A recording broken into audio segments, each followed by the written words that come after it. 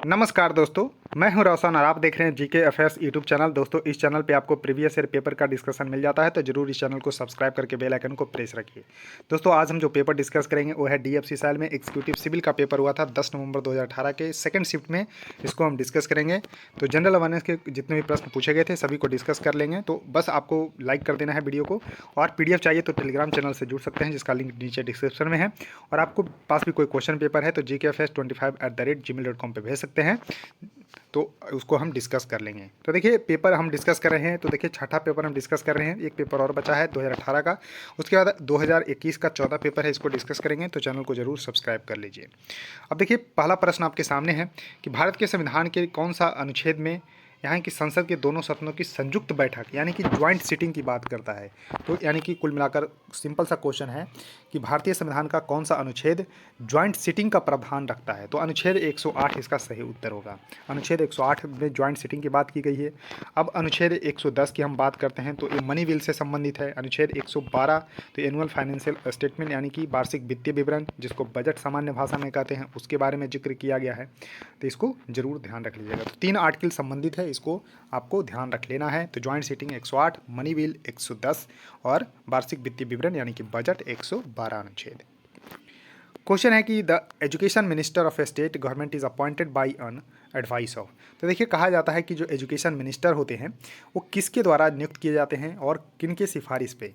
तो देखिए, यहाँ पर चीफ मिनिस्टर जो है एडवाइस देते हैं गवर्नर को। तो यहाँ पर करेक्ट आंसर होगा, ये होगा गवर्नर और चीफ मिनिस्टर।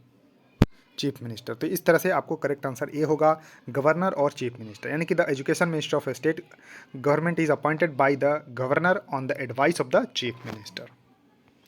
अब देखिए, क्वेश्चन है कि what is the name in the brief of the new umbrella scheme aimed at the insuring remunerative prices to the farmers for their produce. तो देखिए, किसानों की आय को दुगना करने का लक्ष्य रखा गया था 2022 में, लेकिन मेरे हिसाब से तो पूरा नहीं हो पाया है 2022 तक किसानों की आय को डबल करने का। तो इसी उद्देश्य से जो है यहाँ पर पीएम आशा शुरू किया गया था। तो करेक्ट आंसर यहाँ पर बी होगा, पीएम आशा। अब देखिए, इसका फुल फॉर्म क्या है। तो पीएम से हो गया प्रधानमंत्री, और ए से हो गया अन्नदाता, और ए से फिर हो गया आय, उसके बाद संरक्षण अभियान। तो इस तरह से आपको ध्यान रखना है। तो पीएम आशा का फुल फॉर्म है प्रधानमंत्री अन्नदाता आय संरक्षण अभियान, जिसको सितंबर 2018 में ही लक्ष्य रखा गया था कि 2022 तक किसानों की आय को दुगना कर देंगे। तो इस तरह से पीएम आशा इसका सही उत्तर होगा।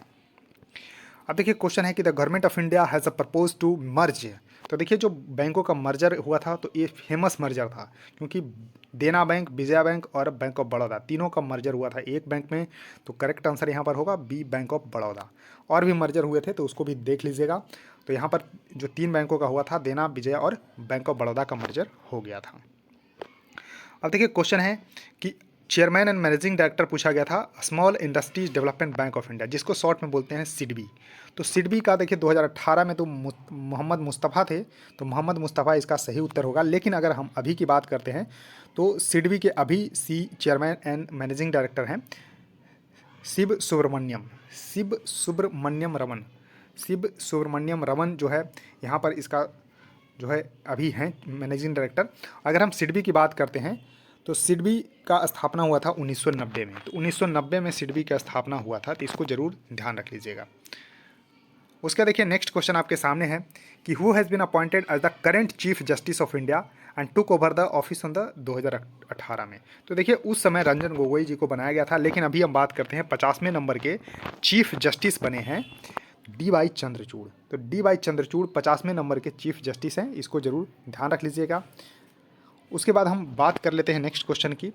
तो which among the following by the capital of the Bahmani सल्तनत। तो देखिए, बहमनी सल्तनत की अगर हम बात करते हैं कि इसके फाउंडर कौन थे, तो अलाउद्दीन बहमन शाह। अलाउद्दीन बहमन शाह इसके जो है फाउंडर थे, यानी कि इस सल्तनत की शुरुआत किसने की थी, तो अलाउद्दीन बहमन शाह। अब देखिए, इसके 2 कैपिटल रहे हैं। पहले 1347 से लेके हम बात करते हैं 1425 तक। तो इस समय तक कैपिटल था गुलबर्गा। तो गुलबर्गा इसका सही उत्तर होगा। उसके बाद 1425 से लेके 1527 तक रहा था बिदार। तो बिदार यानी कि सबसे पहले यहाँ पर 1347 से लेके 1425 तक गुलबर्गा रहा था, फिर 1425 से लेके 1527 तक रहा था बिदार।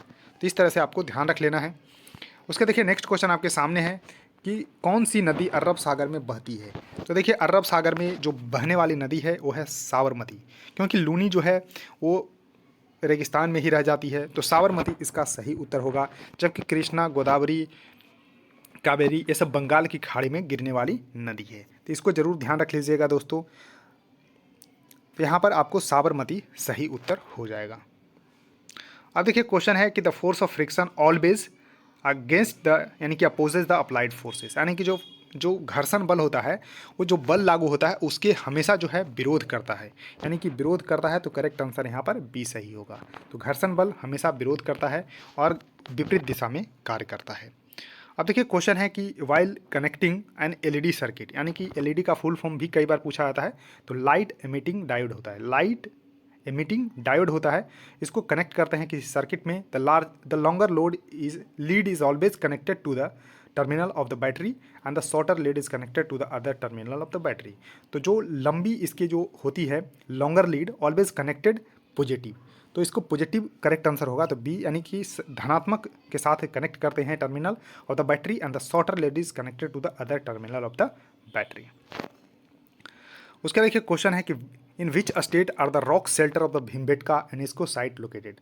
तो देखिए अगर हम बात करते हैं तो भीमबेटका कहाँ पर स्थित है, तो रायसेन डिस्ट्रिक्ट है मध्य प्रदेश में। वहाँ पर जो रॉक शेल्टर है, यानी कि रॉक शेल्टर यानी कि रॉक कट स्ट्रक्चर है भीमबेटका की गुफा, तो ये मध्य प्रदेश के रायसेन डिस्ट्रिक्ट में स्थित है। तो करेक्ट आंसर यहाँ पर डी सही होगा। उसका देखिए क्वेश्चन है कि निम्नलिखित में से किस देश ने एशिया कप 2018 क्रिकेट टूर्नामेंट की मेजबानी की। क्यों इंपॉर्टेंट है, क्योंकि देखिए उस समय संयुक्त अरब अमीरात में इसका आयोजन किया गया था, लेकिन 2023 में इसका आयोजन होने वाला है, पाकिस्तान में होने वाला था, लेकिन अब हाइब्रिड मॉडल पे पाकिस्तान और श्रीलंका दोनों में होने वाला है, तो इसको जरूर ध्यान रख लीजिएगा। तो दोस्तों 12 प्रश्न ही पूछे गए थे, सभी को एक एक करके मैंने डिस्कस कर लिया है। बस आपको अब काम बचा है लाइक करने का, शेयर करने का और चैनल को सब्सक्राइब करने का। सो थैंक यू दोस्तों, इस वीडियो में इतना ही, धन्यवाद।